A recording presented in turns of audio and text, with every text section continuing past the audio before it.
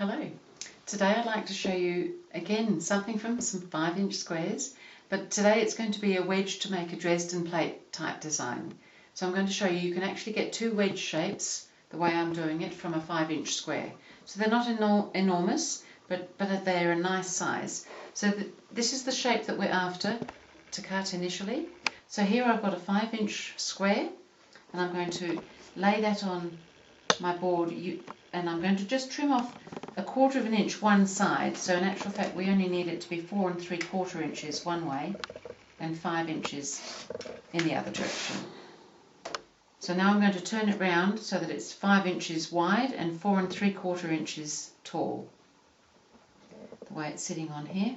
And I'm going to just cut from, so I've laid it so that it's lined up on my board, so it's running across a line, it meets at the corners there. And I'm going to cut from this corner down into here. So what we're using is, this wedge is actually 3 inches across at the highest bit, the widest bit, and it's only 1/2 inch at the narrowest bit.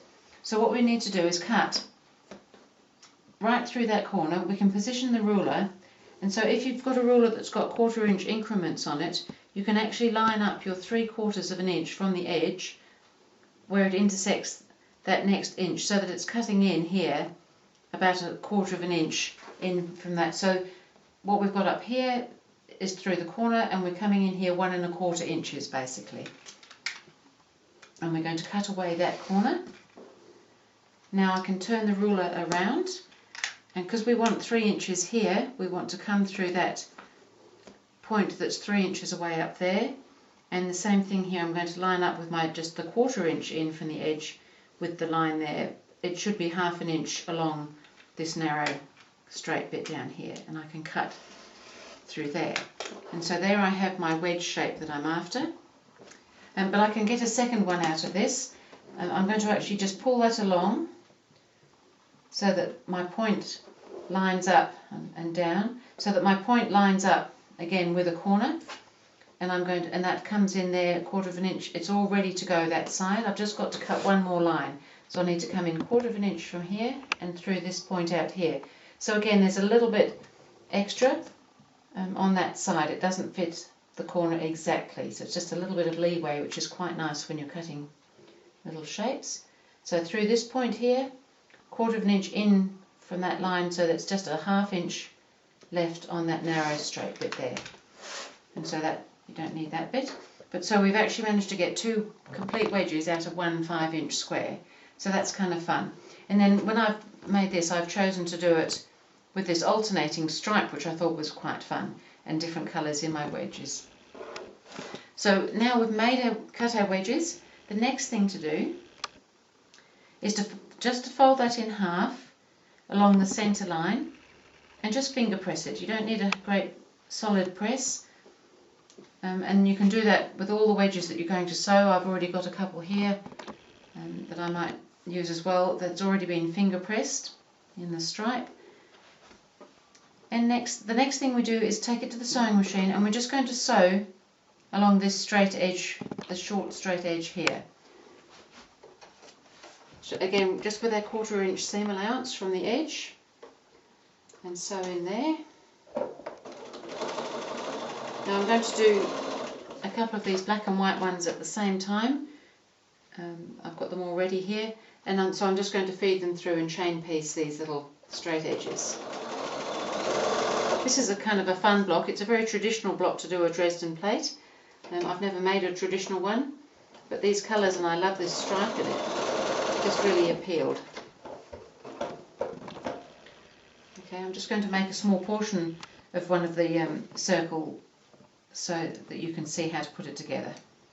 So we've done that. Now we've kind of got this funny little pleaty pocket bit. What we need to do next is trim off the corner so that when we turn it out we get a nice sharp point. So don't cut through your stitching, but just trim fairly close so that that point can come out nicely when we turn it.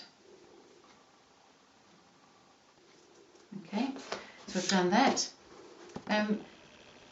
The next thing to do would be to press that seam open. So open this out a little bit. You don't have to worry about positioning it exactly just at this stage. I just want you to press the seam open because it's going to sit much better when it's turned the right way out. So just press that a little bit so it's sitting flat, and then turn that point through and just poke it out so that you get a nice sharp point on that. And now this finger press line, which is probably still there from when you finger pressed earlier, is really handy because you want to line the seam up so that it follows straight through on that finger press line. And then just press that in place. And so now we've got this nice Dresden wedge shape. So I'll just quickly do these other ones and I can show you how to join them together. This has been a kind of a fun little project that I've been doing. I didn't think I should keep all the fun to myself. You can all have a go. Okay, so I'm just again turning that point out, pushing it out so that you get a nice point out there.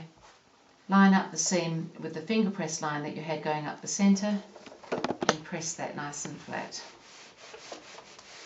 And we'll just quickly do this one. Same thing, turn it through, push out the point. And that comes out so nicely because we trimmed off that little corner before. Line your seam up with your centre line there and give it a quick press. So I think that's great. That's fun, quick and easy to that point. So now what we're going to do is join them together. When you join these together all the way around, they're going to form a circle. So if you're wanting to make blocks that don't have the full circle, you might want to just do quarter. So you need 3 of these wedges to do a quarter of a circle, and it could either be with a colour, and I've used this black and white there, or the other way of course. So this will be square, so that would sit quite nicely if you were wanting to put it into a little block just like that. But the point's not going to meet. You are going to have to applique a little something at that stage if you were wanting to use it like that. So if we're going to join these wedges together, they're going to go right sides together and line them up. Now, because I'm just working from some fairly simple measurements from a 5-inch square, there is a little room for error in joining this up, and the circle can be a little bit tricky in the centre. So when we join this up, we're going to sew these two together just with our 1/4 inch seam allowance, but don't be shy when you get into this narrow bit. Your seams should meet in that middle bit, so you may find that's slightly wider than 1/4 inch at this point, but definitely 1/4 inch here. You may want to just come in ever such a slight amount into that centre bit there, so that it all meets in the end. So I'm just going to pop this in the machine. Now when I join things together where it's the seam is at the end, I like to just start a little bit in, maybe 1/4 inch in, and then back up and then continue on, so I don't get little bits of thread sticking out at the top. So I've got my 1/4 inch seam put on. I've started a little bit in, and I'm just going to now back up to that edge and now all the way along. And remember, don't be shy at this point. Come right into the centre of that wedge.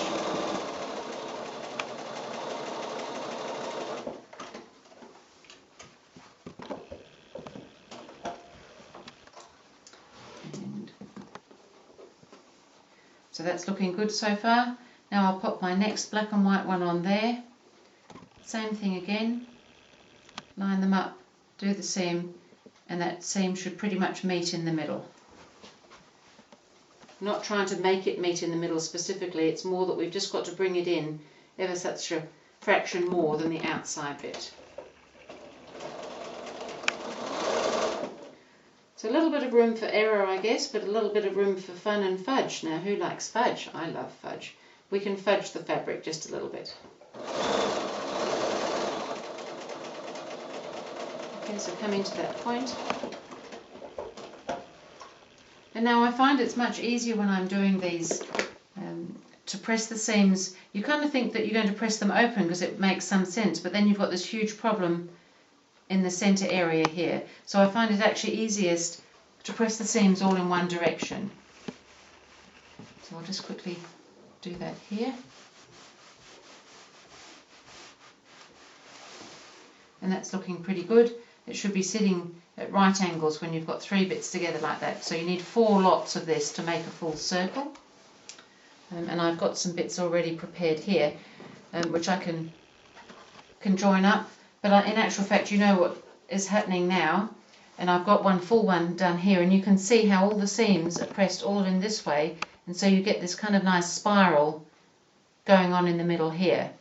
So you may find that when it comes to ironing that you've got a little bit of a bump in the middle there, but you'll iron most likely, if you give it a little bit of a tug, your iron will most likely press that out. If need be, use a little bit of steam to flatten it, and you'll find that you get a very acceptable wedge like that. And you may find that you want to do something that involves circles and quarter circles.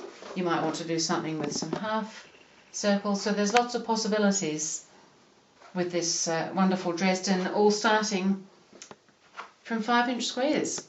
How exciting is that? So much fun. 5-inch squares are just so useful. Hard to imagine life without them. So that was my Dresden wedge to show you using a 5-inch square.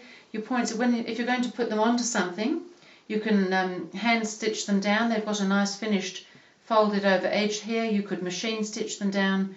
You could blanket stitch applique them. Kind of any number of choices there.